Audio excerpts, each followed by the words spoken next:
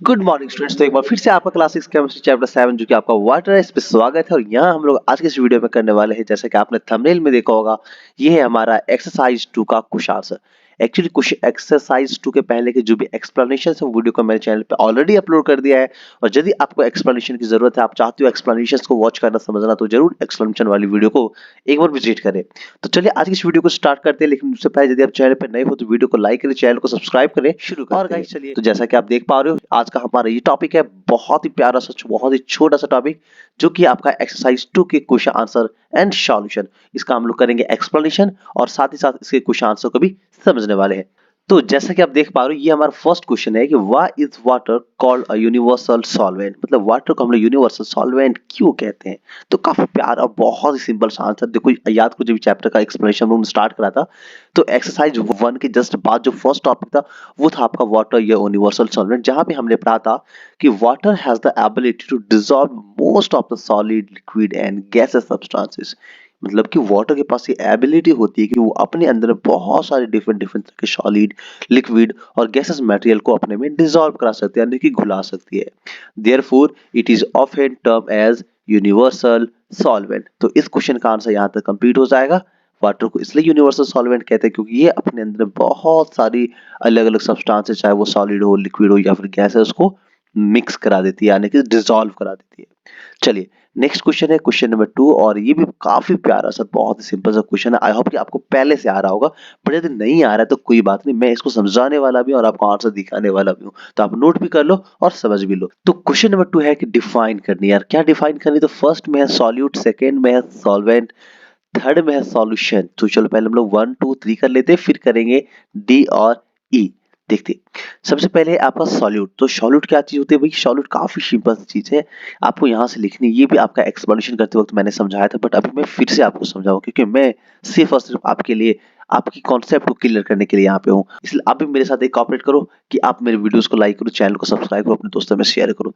तो solute is a substance. Solute वो substance है that dissolves in a solvent to form a solution. Basically कैसे ऐसे कह सकते हो कि मान लो एक बीकर में लिक्विड है और हम क्या चाहते हैं, यहाँ पे एक सॉल्यूशन बनाना चाहते हैं। तो सॉल्यूशन बनाने के लिए पहले हम इस लिक्विड को लेंगे और कुछ दूसरे सब्सटेंसेस उसको ऐड करेंगे। तो ज्यादा क्वांटिटी में जो होता है उसको सॉल्वेंट कहते हैं, जो लेस क्वांटिटी में होता है, जो कि सॉल्वेंट में जाके मिक्स हो जाता है, इस लिक्विड में आके मिक्स हो जाता है, उसे हम लोग कहते हैं सॉल्यूट। तो यहाँ से लिख सकते हो कि solute is a substance that dissolves in a solvent to form solution. Solution बनाने के लिए सॉल्वेंट में जो मिक्स होता है उसे हम लोग कहते हैं सॉल्यूट। चलिए नेक्स्ट है solvent. What is solvent? Solvent को डिफाइन करें तो सॉल्वेंट का यहाँ पे लिख सकते हो, a solvent is a medium in which a substance is dissolved to form a solution. मतलब एक सॉल्यूशन को बनाने के लिए जिस मटेरियल में या फिर जिस सब्सटेंसेस में सॉल्यूट घुल जाता है, सॉल्यूट मिक्स हो जाता है, उसे हम लोग कहते हैं सॉल्वेंट। और ध्यान देना, अक्सर जो सॉल्वेंट है वो कोई ना कोई लिक्विड होता है, और मैक्सिमम टाइम में जो सॉल्वेंट है वो आपका वाटर ही होता है। चलिए, तो सॉल्यूट पढ़ लिया हमने, सॉल्वेंट पढ़ लिया, और अब बारी है सॉल्यूशन की। तो सॉल्यूशन देखो आपके इसी पेज में मिल जाएगा, सारा क्वेश्चन आंसर देखो इसी पेज, एक ही पेज में मिल जा रहा है। तो आप चाहो तो अपने बुक में अंडरलाइन भी कर सकते हो या फिर अपने कॉपी में नोट कर भी सकते हो। चलिए, तो सॉल्यूशन के बारे में पढ़ते हैं। तो solution is a uniform homogeneous mixers formed by dissolving a solute in a solvent। Guys मतलब ये कह सकते हो कि ये जो सॉल्यूट है जब वो सॉल्वेंट में मिक्स हो जाएगा, जैसे मान लो ये कोई बीकर था, इसमें ये पहले से सॉल्वेंट पड़ा हुआ है, और हम क्या करते हैं इसमें एक सॉल्यूट डाल देते हैं। जैसे कि हम सॉल्यूट के रूप में यहाँ पे शुगर लेना चाहेंगे, क्योंकि चीनी मुझे काफी पसंद है, पता नहीं आपको क्या पसंद है। फिर शुगर को ऐड करेंगे सॉल्वेंट में, और सॉल्वेंट में ये मिक्स हो जाता है। तो जो शुगर है वो होगा सॉल्यूट, SOLUTE, ये हो गया आपका सॉल्यूट। बट नीचे में जो लिक्विड है ना, जिसमें सॉल्यूट आके मिक्स हो गया, तो ये कहलाएगा आपका सॉल्वेंट। और जब सॉल्यूट में सॉल्वेंट मिक्स हो जाएगा, सॉरी, सॉल्वेंट में सॉल्यूट मिक्स हो जाएगा, सॉल्वेंट में सॉल्यूट मिक्स हो जाएगा, डिसॉल्व हो जाएगा, तो ये जो चीज बनेगी ना, इसे ही हम लोग कहते हैं सॉल्यूशन।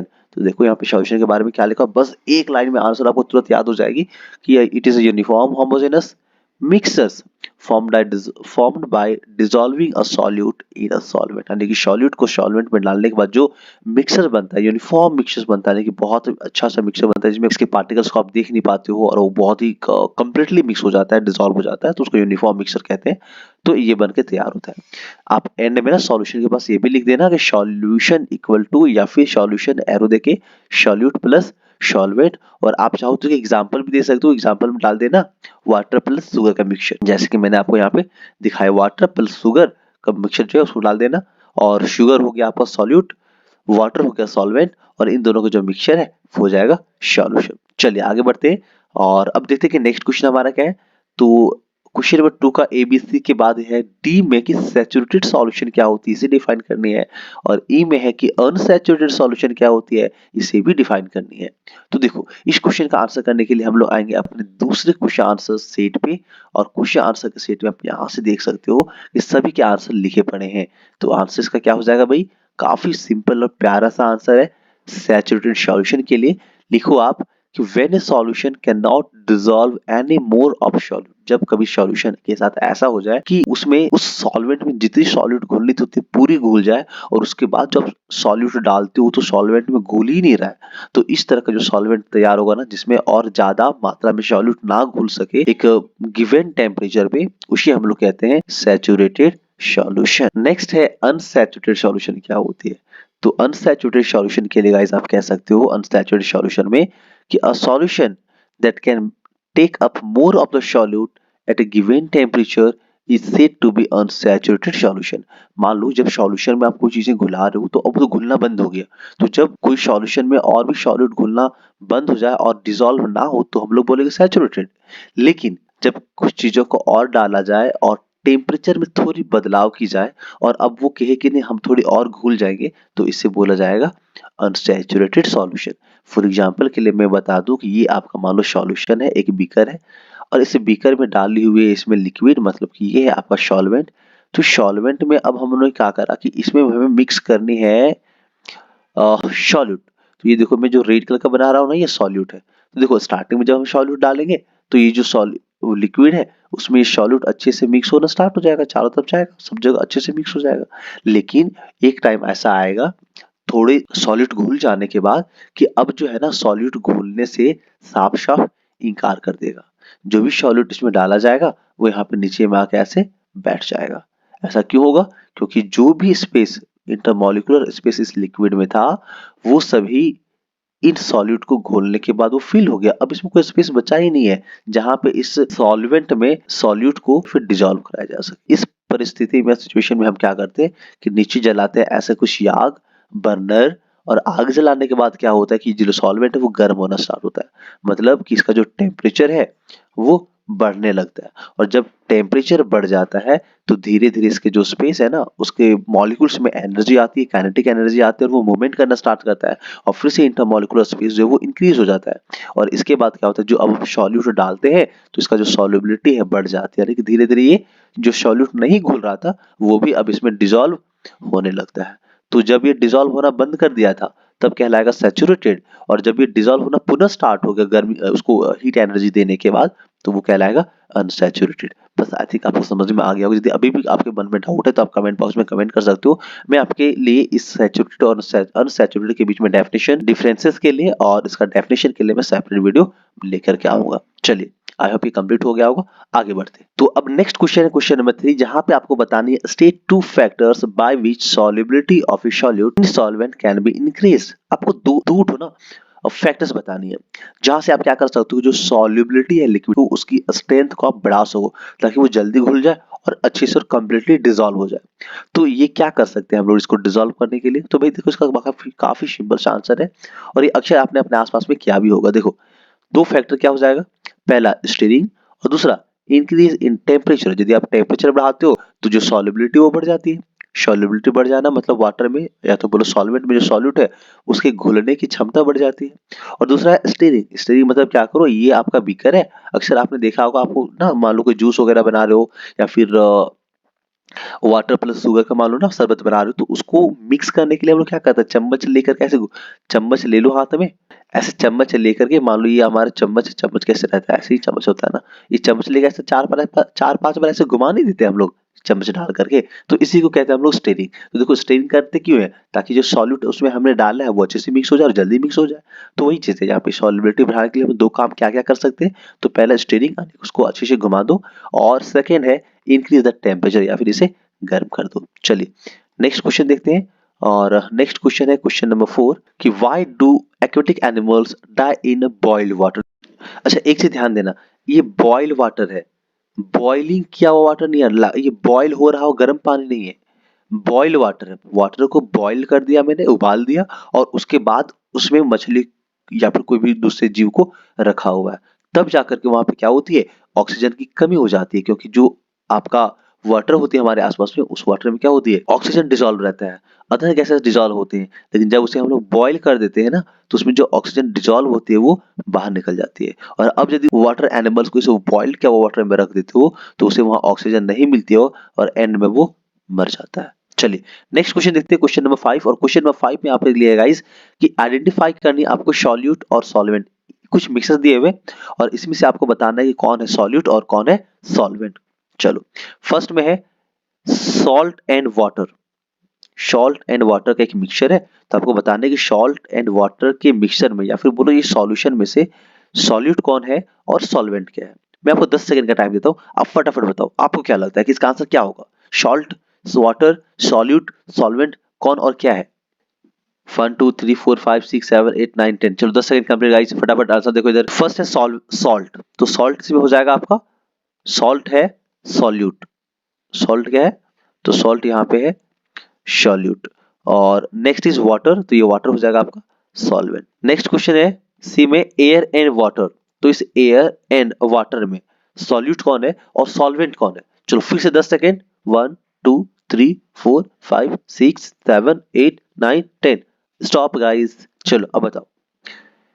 तो दिखना यहाँ पे ये जो वाटर है ना, ये आपका कहलाएगा सॉल्यूट, क्योंकि इसकी क्वांटिटी कम है। एक सेकेंड, एक सेकेंड, देखो बड़ा ध्यान से समझना, यदि ऐसा हो जाए कि जो वाटर ड्रॉपलेट्स है ना, वाटर वेपर है, वो एटमॉस्फेयर में एयर में मिक्स हो जाए, तो इस केस में जो वाटर है वो हो जाएगा आपका सॉल्यूट।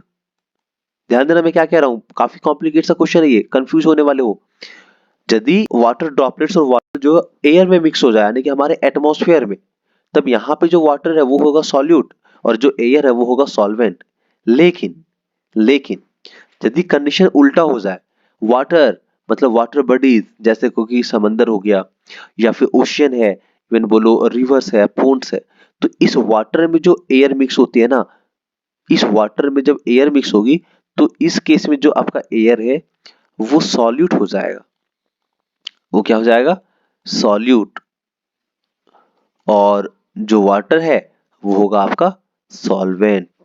तो मैंने आपको दोनों जो केस है हो, जो दोनों केस हो सकते हैं वो मैंने आपको बता दिया, बट देखो इस क्वेश्चन में आप आंसर लिखोगे क्या। तो देखो अक्सर मेनी टाइम क्या करते हैं ना, हम वाटर को एज अ सॉल्वेंट ही कंसीडर करते हैं, तो इसलिए यहाँ पे वाटर को आप सॉल्वेंट लिखो, सॉल्वेंट में आप वाटर को डाल दो, ये हो गया आपका सॉल्वेंट, और सॉल्वेंट में आप क्या डालो, वाटर, सॉल्वेंट में वाटर डालो, और जो आपका सॉल्यूट है गैस, यहाँ पे आप क्या कर लो, सॉल्यूट के केस में आप लिख लो AIR, जो कि आपका है एयर। तो इस तरह से क्वेश्चन में जो सी है वो भी आपका हो गया कंप्लीट, और यहाँ पे हो गया बहुत सारा हौच पौच, इसलिए आप फटाफट लिख लो, मैं इसे मिटाता हूँ, फिर आपके बाद इसके बाद आगे बताता हूँ। चलिए नेक्स्ट क्वेश्चन है ऑप्शन बी, और सॉरी क्वेश्चन बी, और क्वेश्चन बी में है कि आयोडीन और अल्कोहल में से बताना है कि इसमें से सॉल्यूट कौन है और सॉल्वेंट कौन है।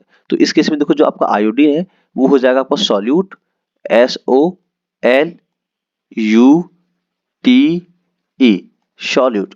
और जो आपका अल्कोहल है ये हो जाएगा सॉल्वेंट, क्योंकि जो आपका अल्कोहल है ना वो आपका लिक्विड फॉर्म में है, और इसे एज ए सॉल्वेंट बहुत मेनी टाइम्स यूज करा जाता है। जैसे वाटर को सॉल्वेंट यूज करते हैं ना, तो अल्कोहल को भी एज ए सॉल्वेंट यूज किया जाता है बहुत सारे इंडस्ट्रीज में और केमिकल्स वगैरह बनाने में।